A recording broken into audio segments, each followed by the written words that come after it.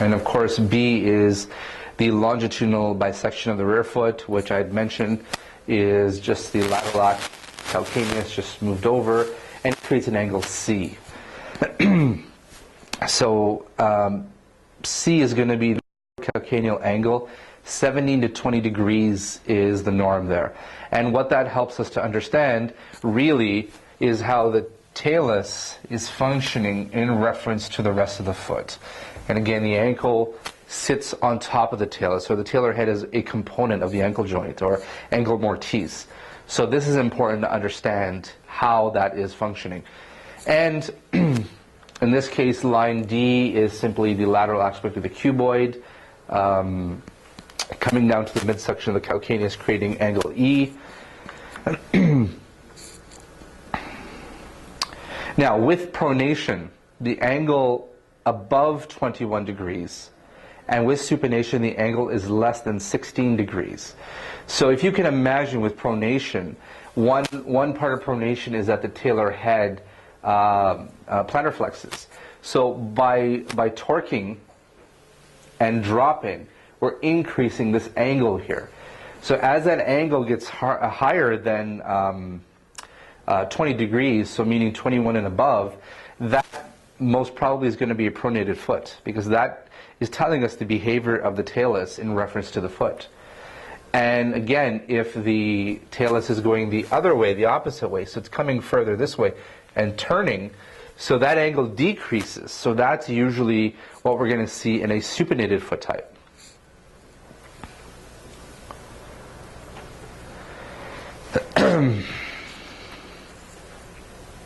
Now, with this one here, the metatarsus adductus angle. This angle is formed by the intersection of the longitudinal axis of the metatarsus and the longitudinal axis of the lesser tarsus.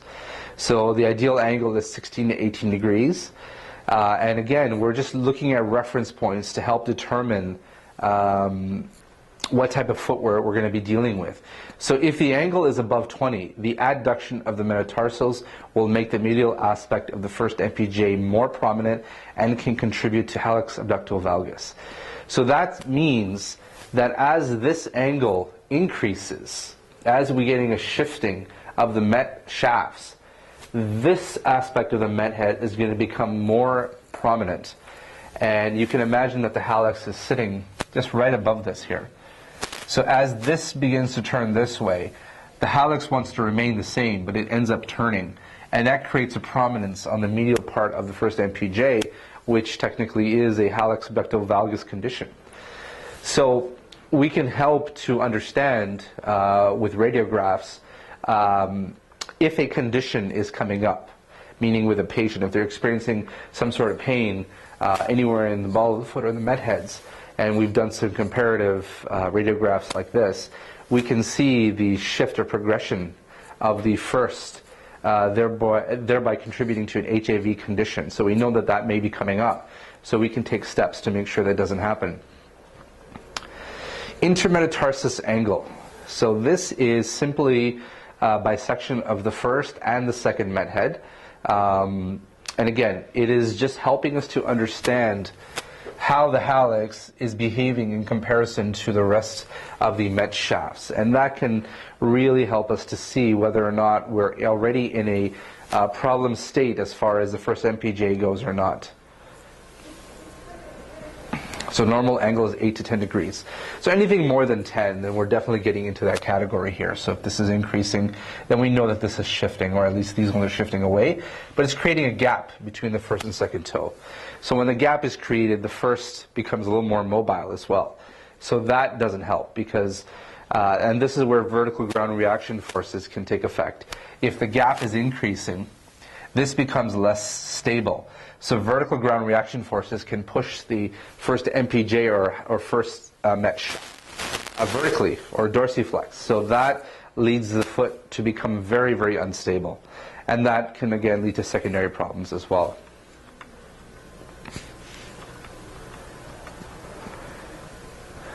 Now, we're going to just look at the side here just to get an idea of the relationships here together. So the first metatarsal declination angle, we can see the whole thing here. So it's actually from here to here. And remember, this is the bisection of the talus. And you can see in this case they're collinear. So that's important because it helps us to understand how congruent and stable. And what we're looking at is the medial longitudinal arch. So this is the medial aspect. Even though this is the fifth, think of this as the other side of the foot here. So we are comparing these two here, this angle with this angle here. So this is 21 degrees in this case. And line B is called the Simon line, or the mid-tarsal joint. So that's another important joint. But that's another point of reference because the Simon line, or this mid-tarsal joint, is a very smooth joint. And when we see these points, we know the foot is in proper contact, it is properly congruent, and therefore going to function correctly. Now, part D here is pointing to that little oval-shaped hole there. That is referred to as a sinus tarsi. What that is actually a decreased bone density area of the foot. Now, it can be seen on an X-ray, not very easily, but it can be. So that helps us to understand when you're able to see the sinus tarsi, you know that the foot is very close to being neutral or ideal in that position. So that's another point of reference that we use. And looking at, and this is a neutral foot, of course. So looking at the aerial view, you can see that here is the mid-tarsal joint of the Simon line. And this is simply showing another angle that they're using to measure. But what I want you to note is how the longitudinal axis of the foot is moving laterally to the second. So you have 2 met shafts medially to the line and 3 laterally to the line. And that's actually the bisection of the talus. So again, BC represents the Simon line of the mid-tarsal joint. So there you got, excuse me, that should not have been C, but just B. And sinus tarsi sometimes has been described as a bullet hole. Sometimes, excuse me, on an X-ray, it's been referred to as a bullet hole. And now, in a pronated foot, the sinus tarsi, because of shifting of the bones throughout here, is obliterated. You actually can no longer see it on an X-ray. So that, again, is another point of reference if you're looking at from an X-ray point of view and trying to diagnose the foot. It's another point of reference that we use. And this is just reiterating what I had said. The longitudinal bisection axis will pass laterally to the second met head there, or met shaft as well. And the talonavicular joint is congruent, which you can see here.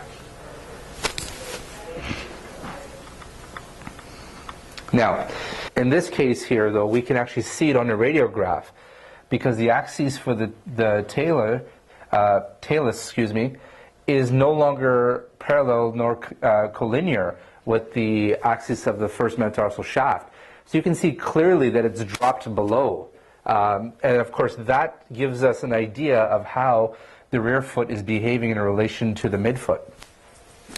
And line B is showing us the mid-tarsal, or the Simon line. So you can see the clear disconnect with the mid-tarsal joint, or the Simon line. And of course, the gap here now, because the cuneiforms and navicular are no longer congruent, all the cuneiforms have opened up slightly. And if we were to draw a line straight through the neck of the talus, we would see clearly that the second shaft is now lateral to that, whereas before the second shaft was medial to the talar head. So you can see that the talus has shifted as well. It has essentially shifted medially, the talar head, by torquing in the transverse plane, and it's disconnecting with all the bones around, opening up the joints, allowing for the mobility, and also it's shifted medially, so more pressure now is following medially onto the arch. Hence why a lot of the pains that people do have in a pes planus or pronated foot do occur under the medial column.